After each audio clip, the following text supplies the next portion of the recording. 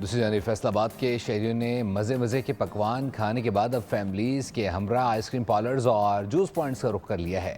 शहरी ठंडे थार जूस और साथ साथ आइसक्रीम से लुत्फ़अंदोज़ हो रहे हैं। मज़ीद जानते हैं ग़ुलाम दस्तगीर से, बताइएगा।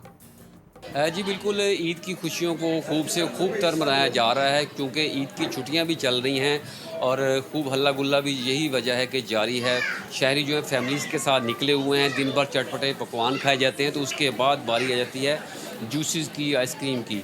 तो यही वजह है कि यहाँ पर आप देखें कि रश लगा हुआ है। फैमिलीज़ यहाँ पर अपने बच्चों के साथ शहरी आए हुए हैं, खूब इंजॉय किया जा रहा है। ईद की खुशियों को यादगार बनाया जा रहा है। मेरे साथ एक शहरी मौजूद है, उनसे बात भी करते हैं।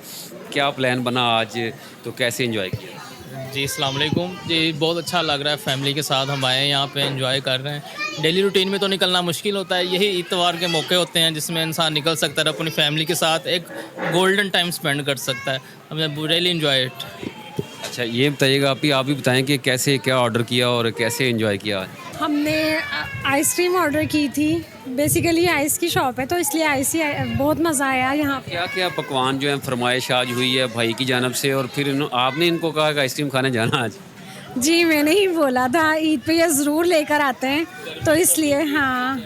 बिल्कुल, गर्मी भी काफ़ी ज़्यादा है और ऊपर से गर्म और चटखारेदार पकवान जो हैं वो हिद्दत और बढ़ा देते हैं। तो इस हिद्दत को कम करने के लिए और ईद की खुशियों को दोबाला करने के ये सिलसिला जो है आइसक्रीम खाने का और जूसेस पीने का ये सिलसिला चल रहा है। जी।